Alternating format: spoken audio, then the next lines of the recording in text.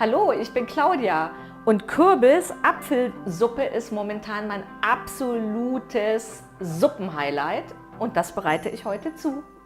Meinem Lieblingsbauernhof am Rande von Köln habe ich heute einen Besuch abgestattet, um dort meine frischen Zutaten käuflich zu erwerben. Ich liebe es, regional einzukaufen, wenn es geht, auch noch Bio, und deswegen ist das für mich immer die erste Wahl. Ich habe dort diesen grandiosen Hokkaido-Kürbis entdeckt, also nicht nur den einen, sondern noch mehrere, wie ihr seht. Wunderbare süß-säuerliche Elsteräpfel, die passen super zu der Süße des Kürbis. Dann habe ich mich entschieden für Gemüsezwiebel, weil die einfach ein bisschen milder im Geschmack ist und ich ja möchte, dass der Kürbis die Nummer 1 ist. Zum Kürbis passt hervorragend dieser leicht spicy Ingwer.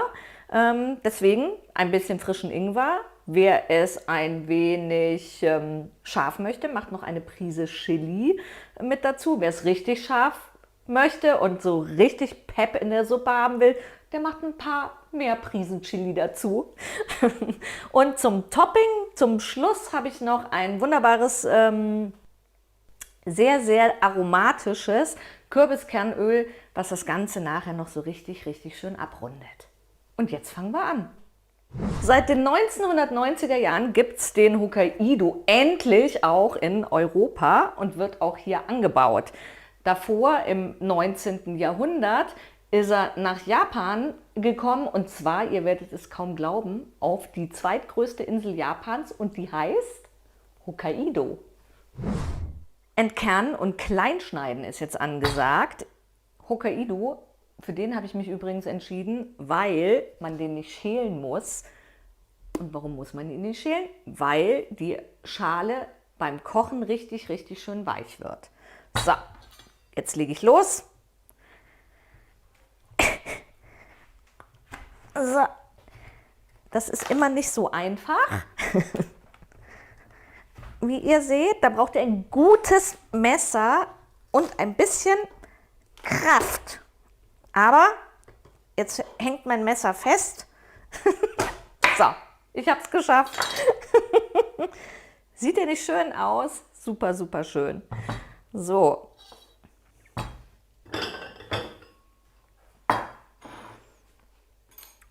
Hokkaido hat total viele Ballaststoffe, ganz viel Vitamin A, B-Vitamine. Deswegen ist er absolut gesund und für Low-Carb-Fans auch perfekt geeignet. So.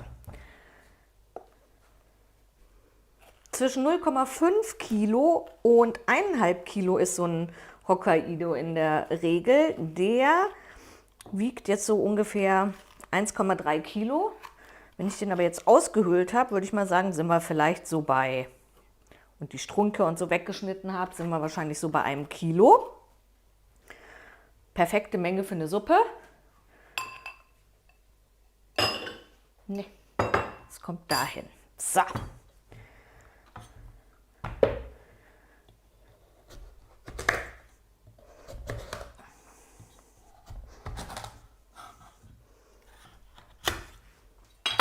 Einmal der Strunk weg. Das Ganze wird jetzt einfach in grobe Würfel geschnitten. Und wie ihr seht, das Fitnessstudio kann ich mir heute sparen. Ich mache hier schon ganz tolle Armübungen.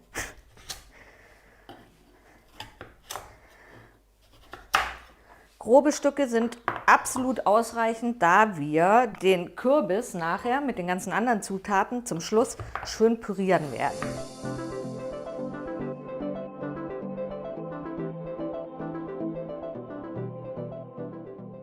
Der Kürbis ist gewürfelt und jetzt kommen die leckeren, saftigen Elsteräpfel. Leicht säuerlich, passen sie perfekt zu der leicht süßlichen Suppe.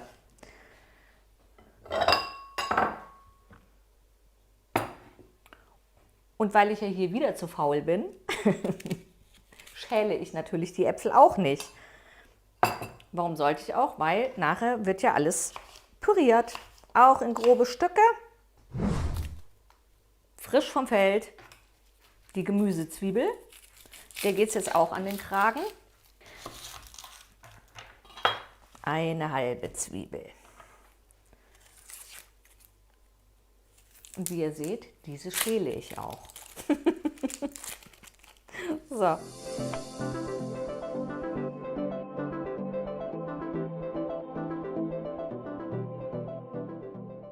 Und dann machen wir direkt mit dem Ingwer weiter. Und das ist ein ganz besonders schönes Exemplar, wie ihr seht. Der glänzt richtig schön. Darauf solltet ihr immer achten, dass ihr nicht so einen verschrumpelten habt, sondern dass der richtig, richtig schön glänzt, richtig fest im Fleisch ist. Und das Stück nehme ich jetzt dafür. Wieder der Ingwer-Tipp. Perfekt zu schälen mit einem Löffel. Alles ist vorbereitet für die große Kochsause und ich leg los.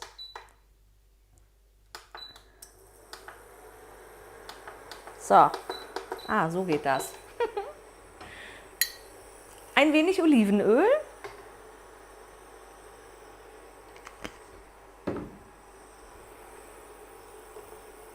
Zwiebeln dazu, die werden jetzt schön glasig angeschmorgelt.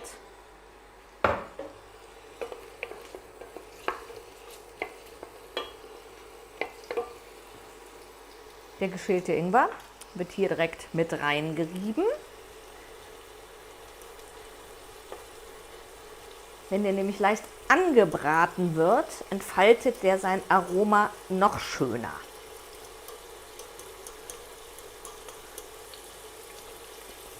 So.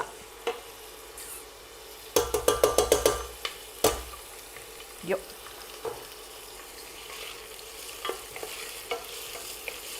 Für meine Begriffe reicht das jetzt so und jetzt kommt einfach der Kürbis dazu.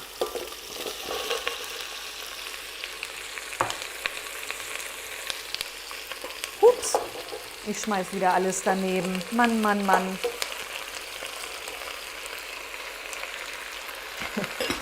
Na, der muss auch noch rein.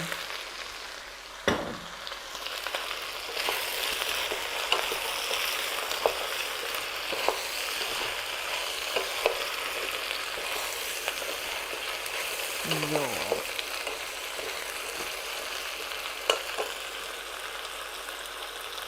Ich stelle die Temperatur ein bisschen runter. Und wisst ihr, was ich ganz vergessen habe? Da kommt ja nicht nur Wasser rein, sondern auch noch mein Würzel. Das Würzel ist mein absolutes, ich weiß gar nicht, mein absolutes Lieblingsgewürz, was ich jedes Jahr, wirklich jedes Jahr selber mache. Einen ganzen Jahresvorrat, damit ich immer darauf zugreifen kann. Das ist im Prinzip eine Suppenwürze. Da drin sind Möhren, Zwiebel, Ingwer, Petersilie, Sellerie, ganz wichtig Selleriegrün, das muss unbedingt rein. Pfefferkörner, Liebstöcke, Petersilienwurzel, also ihr könnt alles so, was so an Gemüse euch gefällt, könnt ihr dafür verwenden. Dann kommt das Ganze durch einen Fleischwolf. Ich drehe das immer durch einen Fleischwolf. Es geht auch mit einem Stabmixer, aber Fleischwolf ist noch schöner, dann ist es ein bisschen grober. Und dann wird das mit einer gewissen Menge Salz eingesalzen, vermengt, in Gläser abgefüllt und dann muss es einfach nur dunkel, ein bisschen kühl stehen. Also ihr müsst es nicht in den Kühlschrank tun. Durch das Salz ist das einfach durchaus die ganze Zeit haltbar. Wie gesagt, ein Jahr lang hält es bei mir immer und ist auch immer ein super Geschenk. So, also, lange Rede, kurzer Sinn. Würzel muss mit rein. Da seht ihr auch, das ist kein Schimmel, das ist Salz. Der hat sich so ein bisschen kristallisiert. Da kann jetzt eine ordentliche Portion rein. Ihr seht, das ist auch ganz, ganz saftig. Hier.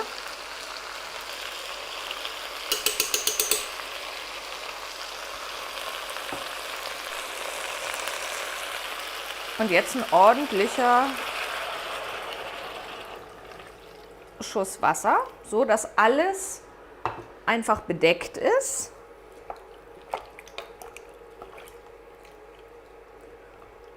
Und dann lassen wir das jetzt ein bisschen köcheln. Die Äpfel kommen erst ein bisschen später rein, damit sie nicht ihr ganzes Aroma durch zu langes Kochen verlieren.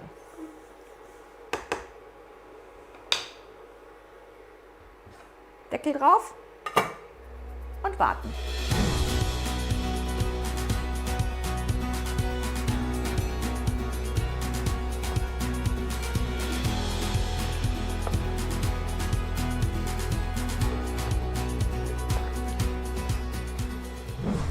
Jetzt kommen noch die Äpfelchen dazu. Ich mache das so 5 Minuten vor Schluss, wollte ich gerade sagen. Der Kürbis kocht ungefähr eine Viertelstunde und nach 10 Minuten mache ich die Äpfel rein und verrühre sie natürlich. So. Und jetzt kocht das Ganze nochmal 5 Minuten weiter und dann können wir schon pürieren. Die Zeit ist rum, also die 15 Minuten sind vorbei. Und ich mache jetzt den Gabeltest. Ich pieke einfach mal hier in den Kürbis. Und das ist wunderbar. Der zerfällt richtig schön. Mache ich die Platte aus. Jetzt kommt ein bisschen für den scharfen Pep ein bisschen Chili dazu. Ich nehme wirklich nicht so viel. Ich mache es wirklich nur, ja, so 1, 2 Prisen. Jetzt dann noch ein Rest drauf, der kommt auch noch rein.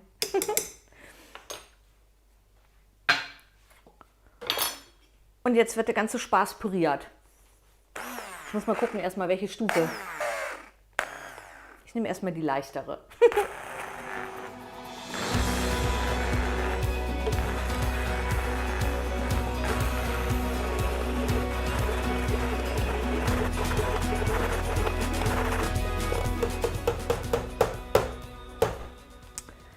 Wem die Kürbissuppe dann ein bisschen zu sämig ist, also guck, die ist jetzt so, der kann noch ein wenig Brühe oder Wasser dazu gießen, um so die Konsistenz zu kriegen, auf die ihr so richtig Lust habt.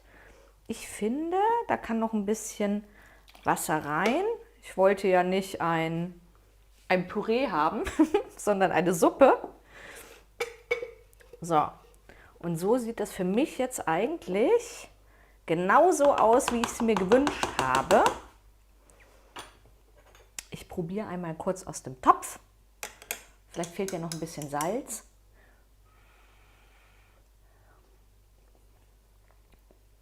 Nee, super, super, perfekt für mich.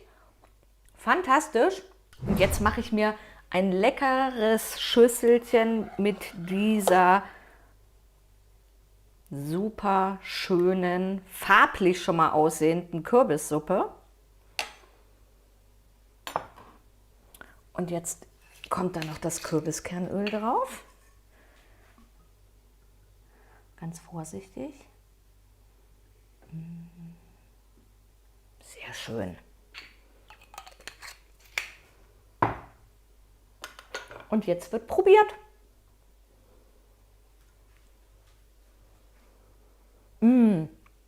Dieses Nussige von dem Kürbiskernöl vermischt sich vom Geruch schon mal super mit den leicht säuerlichen Äpfeln, mit dem nussigen Kürbis.